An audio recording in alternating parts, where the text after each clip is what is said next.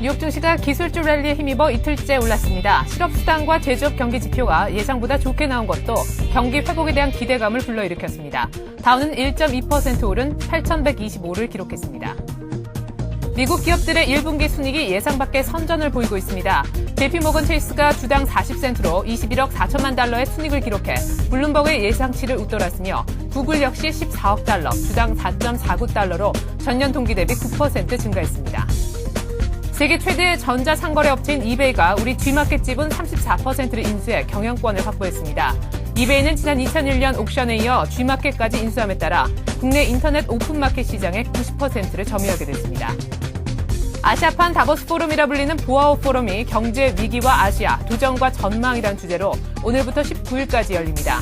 이번 포럼에는 원자바오 총리 등 13개국 정상과 함께 최태원 SK그룹 회장을 비롯한 글로벌 기업 CEO 등이 참석합니다.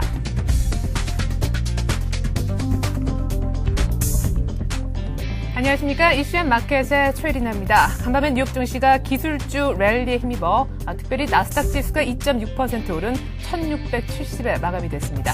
덩달아 다우도 1.2% 오르면서 8125의 장이 종료가 됐는데요.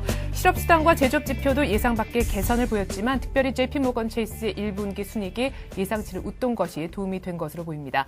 보다 자세한 글로벌 증시 NH증권 김영일 연구원과 함께 정리해보도록 하겠습니다. 안녕하세요. 네, 안녕하십니까. 네, 기술주 중심으로 랠리를 보였는데요. 뉴욕 증시 마감 지수부터 정리해 주시죠. 네, 최근 글로벌 증시에 가장 주목할 점은 전체 시장에서의 어떤 모멘텀 변화가 시장에 어떤 상승작용을 계속 이어가고 있다는 점을 들 수가 있겠는데요. 그 모멘텀에 대한 가장 큰 기준이라면 역시 경기 그리고 또 기업 이익에 상당히 많은 비중을 차지한다고 볼 수가 있겠습니다. 특히 그 다우존스 지수 기준으로 8,000선에 안착하는 모습을 보여준다는 점이 당분간 글로벌 증시가 상승 동조의 모습을 이어갈 수 있겠다라는 어떤 기대가 시장에 증폭된다는 점을 주목해 둘 필요가 있겠는데요.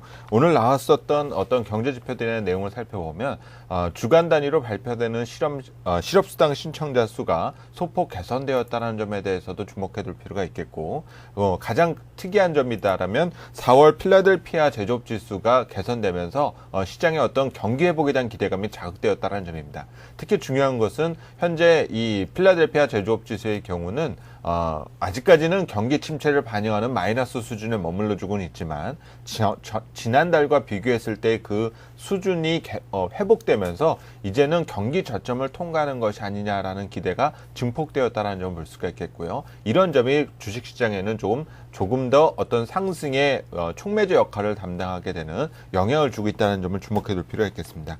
또 하나 시장 심리에 영향을 주었었던 것은 역시 기업 이익 쪽에 비중을 둘 수가 있을 텐데요. 특히 JP모건 체이스의 1분기 순이익 부분이 크게 늘어났다라는 내용 등이 투자자들의 어떤 그 센티먼트가 회복되는데 상당한 자신감을 주었다고 볼 수가 있습니다. 지난주에 웰스파고의 실적 발표 이후에 투자자들이 찾았었던 자신감을 최근 발표되는 골드만삭스라든지 JP모건까지 이어지게 되는 전체적인 금융주들의 실적들에서 우리 투자자들의 어떤 자신감을 계속 미국 내에서 찾아가고 있다는 점을 주목해 둘 수가 있겠고요.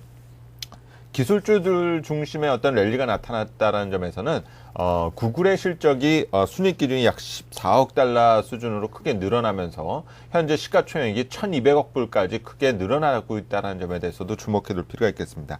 노키아의 실적이 10년 만에 최저라고는 했지만 적자로 전환되지 않았다는 점에 대해서도 주목해 둘 필요가 있겠고요. 여전히 휴대폰 수요가 시장에 남아있다는 점을 고려를 할 때 우리 국내 IT 관련 기업들에 대해서도 상당히 기대를 갖게 되는 내용이지 않겠느냐. 결국 오늘 전체적인 미국 주식시장 내에서의 내용은 여전히 시장의 어떤 단기 상승 움직임은 여전히 진행형의 모습을 갖고 있고 그 진행형의 과정을 이어가기 위해서는 경기와 또 기업들의 이익 모멘텀에서의 어떤 반전 신호를 투자자들이 갈망하고 있다는 점을 다시 한번 확인할 수 있었던 하루로 정리가 가능할 것 같습니다. 네, 일단은 기술주 중심으로 랠리가 이어지면서 지금 다우가 8,000선에 안착하는 모습, 앞으로도 계속해서 상승 추세가 조금 예고가 되는 그런 대목인데 요즘 때문에 경기 회복에 대한 기대가 상당히 높습니다. 좀 골이 깊었던 만큼 빠르게 산의 정상에 오를 수 있지 않을까에 대한 논란도 동시에 있는데요. 이번 주에 발표가 됐던 소매 판매 그리고 제조업 관련 그러니까 유통업체 실적이 다소 부진했단 말이죠. 때문에 경기 회복에 대한 기대를 지금 이미 하는 것이 조금 빠를까요? 시기상조인지 이 부분 좀 여쭤보겠습니다. 여쭤보고 싶은데요. 네, 그렇습니다. 아무래도 주식시장이 빠른 속도로 상승을 하다 보니까 네. 이와 맞춰서 경기도 이제 회복해야 되는 것이 아니냐라는 논란이 시장에서는 뜨겁게 제기가 되고 있는 상태인데요. 예. 하지만 현재 시장에서의 어떤 실물 경기에 대한 어떤 그 침체 위험은 여전히 시장에서 남아있다고 볼 수가 있습니다. 이제 소비자들은 경기가 어렵다라는 것을 알고 전체적으로 이 뭐 임금이라든지 또 고용 불안을 느끼고 있는 상태에서 소비보다는 저축률을 높이는 그 경제 활동을 하게끔 되어 있는데요. 네. 결국은 이런 상황이 단기적으로 지속될 경우에는 당분간 그 전체적인 경기 회복에 대한 신호가 조금 더디게 나타날 수 있다는 점에 대해서 주목해야 될 필요는 없습니다. 특히 소비 부분에서의 어떤 회복 속도가 상당히 더디게 진행되고 있다는 점을 눈여겨보실 필요가 있을 텐데요. 고용 불안이 과연 우리 경제에 어떤 악영향을 미치게 되는지 이런 부분을 설명을 드리도록 하겠습니다. 예. 역시 최근 실업률이 늘어나고 있다는 내용들을 많이 접하실 텐데 준비된 자료 화면으로 보시게 되면 네. 역시 경기 침체라든지 기업들의 부도가 증가하고 그로 인한 또 고용에 대한 불안 심리가 강화될 경우에는 투자자들은 결국 미래에 대한 기대 소득이 줄어들 것이다라는 것을 걱정하게 됩니다. 네. 이렇게 미래에 대한 기대 소득이 줄어들 거다라는 어떤 기대와 또 내가 가지고 있는 다양한 자산의 가격들, 뭐 부동산이라든지 아니면은 일본 통화 자산에 대한 가격들이 떨어지게 될 경우에는 이런 자산 가치 하락에 대한 영향 등으로 인해서 이제 소비를 최대한 자제하게 되는 그런 경제 활동을 하게끔 되어 있는데요. 또 최근에 이제 조금 수그러드는 모습을 보여주고는 있지만 신용경색 등에 대한 문제 등으로 인해서 투자자들은 이제 소비보다는 빨리 빚을 갚아야 되겠다라는 경제 활동을 하게끔 되어 있습니다. 예. 이런 것이 현재 여전히 진행 중의 모습을 보이고 있기 때문에 당분간 소비에 대한 부분은 빠른 속도로 개선되기가 상당히 어렵다라는 점에 대해서 주목을 해둘 필요가 있겠고요. 결국은 우리 시장뿐만 아니라 글로벌 그 경제가 이게 빠른 소비에 대한 어떤 회복 시그널을 잡기 위해서는 자산 가치의 회복이 우선적으로 나타나줘야 됩니다. 이를 결국 부의 효과라고 볼 수가 있을 텐데요. 내가 가지고 있는 부동산의 가격이 오른다라든지 아니면 통화의 가치가 오르면서 아니면은 주식이 빠른 속도로 상승할 경우에 내가 여기에서 당장 내 수중에 들어오는 돈은 적지만 부의 효과에 의해서 이제 소비 심리가 개선될 수 있는 이런 시장 변화가 우선적으로 나타나는 것이 필요하다고 볼 수가 있겠고, 고용 불안이 결국 제거되기 위해서는 기업들의 신규 투자가 좀 더 활발하게 나타나줘야 합니다. 네. 또 물가 인상이 조금 더 물가가 빠르게 상승하면서 임금 상승에 대한 빌미를 만들어줘야 결국 소비가 빠른 속도로 개선될 수 있다고 볼 수가 있을 텐데요. 하지만 이런 전체적인 내용이 최근 시장을 글로벌 경제에서 좀 찾기 힘든 모습 등이기 때문에 우리가 기대하고 있는 소비 회복이 조금 더디게 나타날 수 있는 가능성이 아직은 남아있다. 이 점을 조금 더 염두에 두면서 당분간 시장에 대한 변화를 조금 더 예의주시해 둘 필요가 있을 것 같습니다. 네, 소비 회복 시그널은 아직까지 뚜렷하게 좀 빠르게 나타나진 않고 있지만요. 기업들의 이익에 대한 기대는 여전히 높은 것 같습니다. 생각 외로 다들 괜찮게 나오고 있는 모습인데요. 뭐 1분기 실적이 지금 주식시장에 아직은 악재로 작용을 안 하고 있습니다. 뭐 과연 어느 정도 낙관할 수 있는 수준으로 보는 게 맞는 건지, 만약 낙관할 수 없다면 언제쯤 이런 실적 변수가 우리 주식시장에 악재로 작용할 건지 이 부분도 궁금한데요. 네, 우선 실적 시즌이 개막된 이후 여전히 시장에서의 논란은 거듭되고 있는 상태입니다.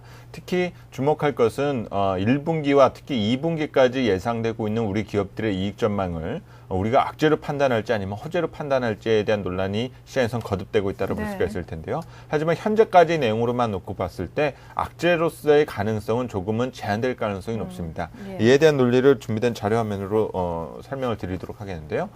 지금 준비된 화면은 시가총액 그룹별로 그 1분기와 그리고 2분기에 대한 영업이익 컨센서스에 대한 변화율을 나타내는 그래프를 보여드리고 있습니다. 지난 2월서부터 지금 현재 4월까지 과연 어떤 식의 어떤 전망치에 대한 변화가 나타나는지를 설명을 드릴 수가 있는 부분인데요. 좌측에 있는 내용을 보시면은 지난 2월과 비교했을 때 대형주와 중형주, 특히 이제 소형주의 경우는 빠른 속도로 개선되고 있다는 것이 확인이 되고 있고, 네. 특히 2분기 영업이익 전망치에 대해서는 대형주와 중형주, 소형주 할 거 없이 대부분 그 영업이익 전망 등이 개선되어 가고 있다는 점이 현재 시그널로 나타나주고 있는 상태입니다.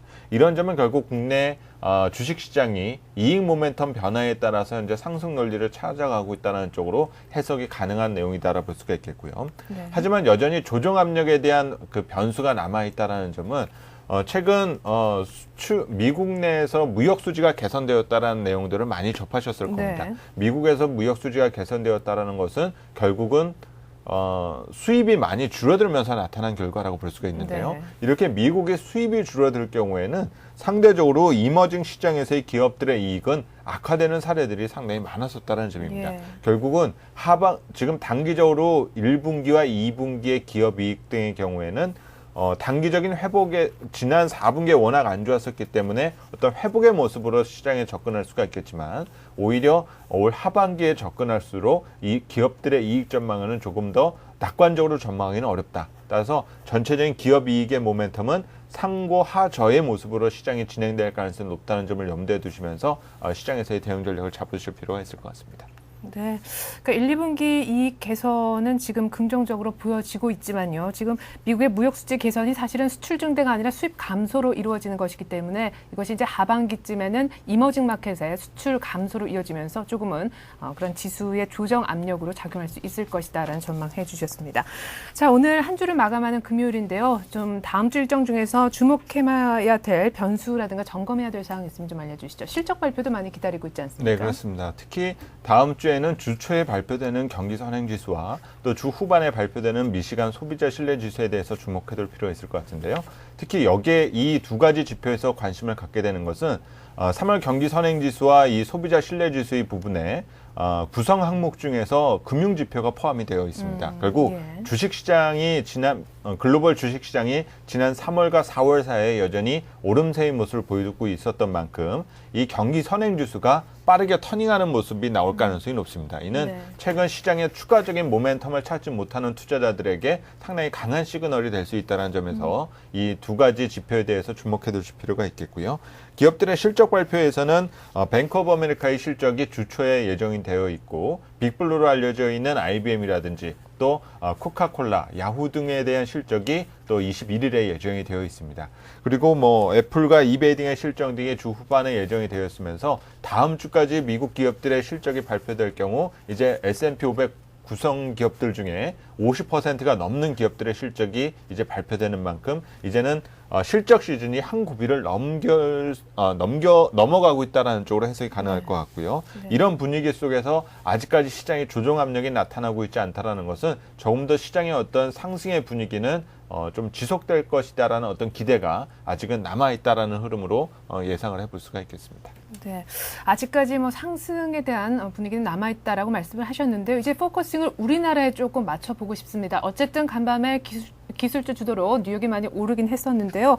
지금 우리도 이제 4분기 이후에 회복에 좀 무게를 두는 분위기가 많지 않습니까? 예, 어제도 약간의 조정이 있긴 했었는데 오늘 뉴욕 때문에 조금 더 오를 수 있을런지요. 투자 전략 어떻게 세우면 좋겠습니까? 네, 어제 가장 찜찜했었던 것은 지수가 1370선까지 올랐다가 시장의 지수는 보합선으로 마감을 했고 또 네. 이들 중에 투신권과 연기금의 매도가 상당히 컸었습니다. 결국은 중소형주 중심의 어떤 단기 차익 매물에 대한 부담은 시장에 등장할 것이다라고 보여지는데요. 하지만 단기적으로 소외되었었던 대형주들에 대해서는 관심을 좀 가져두실 필요가 때가 되지 않았느냐라고 보여집니다. 결국 지수는 다소 좀 보합권을 중심으로 등락을 반복할 확률이 높고 현재 지수 수준에서의 어떤 기간 조정의 성격이 약 한 일주일 정도 진행될 가능성이 높다라는 쪽으로 그 시장 전망을 시장 뷰를 유지해 주시는 것이 필요할 것 같고요. 아직까지 뷰가 그 시장의 전체적인 흐름이 밑으로 내려가기에는 여전히 시장에서의 모멘텀이 상당히 강화되어 있다는 점을 염두에 두시고 전략을 마련하시는 것이 필요할 것으로 보여집니다. 네, 하반 경직성이 있기 때문에 지금 지수 자체는 보합권을 유지할 것이고 한 기간 조정은 일주일 정도 예상하는 게 좋을 것 같다는 말씀까지 들어봤습니다. 이렇게 해서 글로벌 증시 NH증권 김영렬 연구원과 함께 알아봤습니다. 고맙습니다. 네, 감사합니다.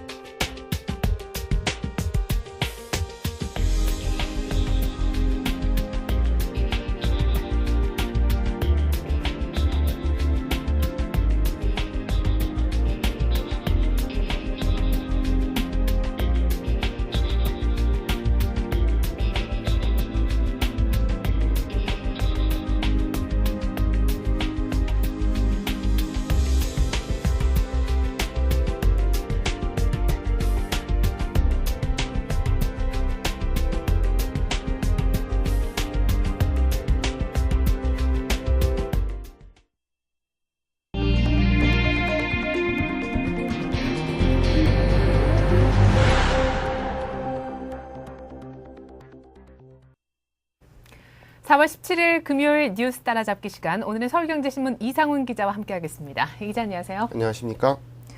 네, 세계 반도체 업계 지각 변동이 점차 가시화되고 있어요. 대만의 어떤 반도체 업체가 통합을 해서 크게 가겠다라는 얘기가 나온 지 얼마 되지 않아서 네. 일본 반도체 기업 2, 3위가 지금 경영 통합 협상을 벌이고 있다고 하는데, 아무래도 생존하기 위해서는 덩치를 키울 수밖에 없다, 이런 얘기 아니겠습니까? 네, 그렇습니다. 올 연초에 이제 대만 엘피다와 키몬다의 이제 매각 협상들 진행 중이지 않았습니까? 예. 일본에서도 이 메모리에 의해서 이 시스템 비메모리 분야에서도 이른바 합종 연행이 이루어지면서 이 세계 반도체 업계의 지각 변동이 속도를 더하고 있다, 이러한 소식이 들려와 있습니다. 일본 반도체 업계 2위 업체죠. 이 르네사스 테크놀로지와요 3위인 NEC 일렉트로닉스가 경영 통합 협상을 현재 벌이고 있다, 이러한 소식이 들려와 있습니다. 이들 업체들이 이제 통합을 할 경우에요, 연간 매출 합계만 해도 약 128억 달러에 이릅니다. 이렇게 될 경우 미국의 인텔과 우리나라의 삼성전자에 이어서 세계 3위의 반도체 업계로 재탄생하게 된다, 이렇게 말씀을 드릴 수 있겠습니다. 이렇게 이들이 이제 통합을 추진하는 이유는 뭐니 해도 다름 아닌 생존 때문이다, 이렇게 말씀을 드릴 수 있겠는데요. 네. 이 최근 들어서 계속되는 이 글로벌 경기 침체로 이 실적이 극도로 악화돼서 이 살아남는 것조차 현재로서는 장담할 수 없는 일이 돼버렸다, 이렇게 말씀을 드릴 수 있겠고요. 아마도 양사는 이달 중에 합의를 목표로 해서 이 통합 형태와 좀 출자 비율 등 이른바 세부 사항들을 좀 막판에 조율을 하고 아마 정식적으로 통합을 할 것이다, 현재 이렇게 알려진 상황입니다. 일단 이제 우리나라 업체들한테는 그렇게 큰 영향은 당장은 없을 거라는 것이 지배적인 이제 관측입니다. 르네사스나 이 NEC 일렉트로닉스가 모두 비메모리 분야 이른바 역량을 좀 집중하고 있기 때문이죠. 우리나라 같은 경우 삼성전자와 하이닉스 모두 메모리 사업에 그렇죠. 주로 이제 포커스를 맞추고 있지 네. 않습니까? 하지만 이들 삼성전자나 하이닉스가 이 메모리 사업의 한계를 좀 극복을 하기 위해서 이 비메모리 사업을 현재 강화하는 이러한 상황을 좀 감안을 했을 때 네. 아마도 좀 중장기적인 관점에서는 좀 거대한 경쟁 상대가 출현하고 있지 않은가, 이러한 좀 예고되고 있는 상황입니다. 네, 이래저래 우리 기업도 IT 쪽이 압박을 받을 것 같습니다. 자, 그리고 오늘부터죠, 중국의 하이난 섬에서요, 아시아의 다보스 포럼이라고 불리우는 보아오 포럼이 개최가 된다고 하는데, 일단은 보아오 포럼이라는 게 뭔지 그 내용부터 소개를 좀 들어보고 싶고요. 올해 어떤 주제들이 논의가 되는지요? 네, 그렇습니다. 오늘부터 이제 19일까지입니다. 중국의 하이난 섬이라고요. 관광지로 국내에서도 네. 아주 유명한 곳이죠. 이 하이난 섬에 보아오라는 이제 도시가 있습니다. 이곳에서 이제 보아오 포럼이 열리고 있습니다. 쉽게 말해서 아시아판 다보스 포럼이다, 이렇게 생각을 하시면 됩니다. 예. 이 다보스 포럼이 스위스 유명한 관광지 다보스에서 이제 전 세계 각국의 인사들이 모두 모여서 이제 이른바 전 세계가 미래로 나아갈 길을 예측하지 않습니까? 그러한 네. 부분이 이제 아시아판 다보스 포럼이다, 이렇게 이야기를 좀 생각을 해보시면 될 것 같습니다. 그 규모도 다보스 포럼과 그렇게 크게 뒤지지 않는다, 이렇게 생각을 하시면 될 겁니다. 이 공식 등록 참여자 수만 외국 정부 인사가 한 600명에 달하고, 여기에 기업인과 또 취재진 서울경제신문에서 나간 바가 있습니다만 네. 모두 합하면 약 2,700명에 가까운 대규모 인원들이 이곳 보아오 섬에 모인다고 합니다. 핀란드나 뉴질랜드 또 태국 같은 곳에서는 이 정상들까지 모인다고 하니까요, 그 규모를 저희가 짐작을 해볼 수 있을 겁니다. 우리나라 같은 경우 이 김종은 외교통상부 통상교섭본부장과 또 최태원 SK 회장 등 이른바 정재계 인사들이 모두 함께 참석을 한다, 이렇게 말씀을 드릴 수 있겠습니다. 이 올해 보아오 포럼의 주제는요, 이 경제 위기와 아시아 도전 그리고 전망이라는 주제를 다루고 있습니다. 이른바 글로벌 금융위기로 이 큰 충격을 받은 이 아시아 개발도상국들이 이제는 좀 전통적인 이 경제 발전 모델에 대해서 좀 다시 한번 재고해보고 좀 바로잡을 수 있도록 노력을 기울여야 되지 않나, 이러한 좀 얘기들이 아마 이번 포럼에서 논의될 것으로 현재 생각이 되고 있습니다. 내일 원자바오 중국 총리가 이제 공식 기조연설로 개막을 알릴 텐데요. 여기서 이제 중국이 좀 주도적으로 이 금융위기를 극복할 수 있다는 자신감을 이 전 세계에 전달을 하고요. 또 각국 간의 적극적인 협력을 촉구할 예정이라고 합니다. 또 무엇보다도 이 조지 W 부시 미국 전 대통령이 퇴임 이후로 처음으로 이제 공식 석상에 나서는 점이라 또 세계적 관심이 그 어느 때보다도 높다고 말씀을 드릴 수 있겠습니다. 그렇군요. 오는 사람도 오는 사람이지만 일단 중국이 한껏 높아진 자신들의 경제적 위상을 과시하는 그런 또 회의가 되지 않나 싶습니다. 자, 그리고 앞으로 수출 기업에 납품하는 우리 중소기업들이요, 납품 대금을 현금으로 바로 받을 수 있는 길이 열렸다고 하는데, 기업들로 봤을 때는 상당히 좀 사정이 좋아지는 거 아니겠습니까? 예, 그렇습니다. 앞으로 이제 수출 기업에 납품하는 전국에 한 만여 개의 중소협력업체들이 앞으로는 이 납품 대금을 현금으로 바로 받게 된다고 합니다. 그동안은 사실 이 기업들로부터 2개월짜리 전자음을 받았습니다. 네. 6.5% 선이자를 떼고 현금화를 했으니까요. 한마디로 6.5%만큼 돈을 더 벌게 되는 셈이다. 네. 이렇게 말씀을 드릴 수 있겠습니다. 이명박 대통령이 어제 이제 이 무역투자진흥회의를 주재하면서 이 같은 이제 정부의 수출 확대 정책과 올해 수출 전망치를 이제 확정을 했다는 소식입니다. 현재 정부는 이 수출보험공사가 운영하는 이 3조 원 규모의 수출 납품대금 현금 결제 보증 제도를 이 수출기업 납품업체 만여 개 전체적으로 시행을 하기로 했고요. 또 정부는 이제 올 들어 추가로 발생한 이 수출보험 환수금 납부를 최대 또 2년간 늦추기로 했다. 이러한 소식입니다. 한마디로 이 외상 수출 채권을 사들인 은행에 이 대금 회수 부담을 좀 줄일 수 있게 이 수출 채권 보험도 도입을 해서 이 중남미나 이 독립국가연합 옛날 러시아 지역이죠. 이들 네. 이 신흥 시장의 수출 보험 지원 한도를 2배로 늘릴 방침이라고 합니다. 우리나라 이제 중소기업들이 어느 정도 좀 많은 부분에 있어서 좀 살 길을 나아간다. 이렇게 말씀을 드릴 수 있겠습니다. 네. 이와 함께 정부가 올해 우리나라가 지금 사상 처음으로 세계 10대 수출국에 진입할 것이다 라고 예상한 부분도 관심을 끌고 있는데요. 어떤 이유 때문인가요? 네, 그렇습니다. 이제 어제 정부가 밝힌 내용인데요. 정부가 이제 올해 수출 전망치를 당초보다는 한 600억 달러 정도 줄어든 3,650억 달러로 하향 조정을 했습니다. 이 지난해보다 약 한 13% 정도 감소한 수치인데요. 하지만 이제 사상 처음으로 전 세계 수출 시장이 워낙 감소를 하다 보니까 우리나라가 사상 처음으로 세계 10대 수출국에 진입할 것으로 현재 예상이 되고 있습니다. 이 정부는 이제 수출 감소를 강화하되 이번에 경기 불황을 좀 글로벌 톱10을 달성하는 기회로 삼을 방침이라고 하는데요. 세계 12위에서 이를 3% 이상으로 올리겠다는 방침 현재로서는 세워져 있는 상황입니다. 네, 우리 경제에서 이제 수출이 60% 이상 또 차지하는 만큼 수출 기업에 대한 어떤 자금 지원을 최대한 늘려서 돈 걱정을 덜어주겠다 하는 정부의 입장인 것 같습니다.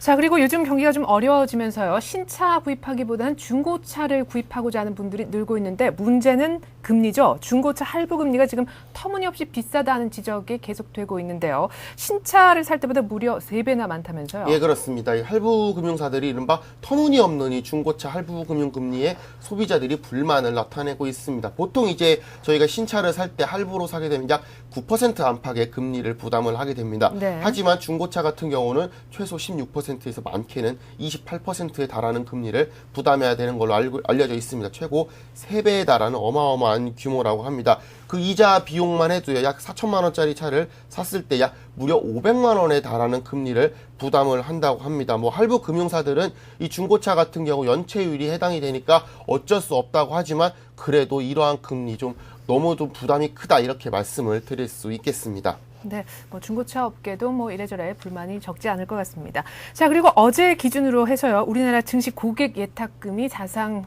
최고치를 기록을 했다고 하죠. 뭐 15조 원대 지금 머물고 있는 것으로 알고 있는데 그만큼 이제 시중에 부동 자금이 많다라는 얘기 아니겠습니까? 이거 예. 긍정적으로만 볼 수 있는지요?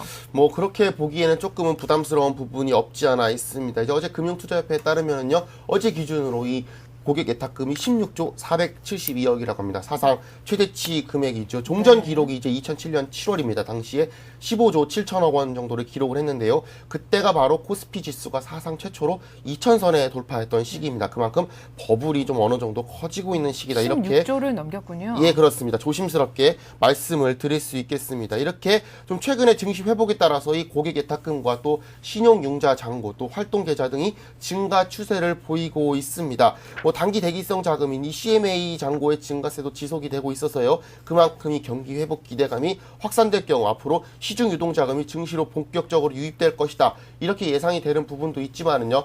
또 한편에서는 이렇게 고객 예탁금의 증가는 좀 증시에 버블이 나타나는 모습이다. 이렇게 말씀을 드릴 수 있는 차원에서 어느 정도로 좀 경계해야 되지 않나 현재 이렇게 추측이 되고 있는 상황입니다. 네, 이렇게 해서 오늘 뉴스 따라잡기 시간 서울경제신문 이상훈 기자와 함께했습니다. 이 기자 말씀 잘 들었습니다. 고맙습니다.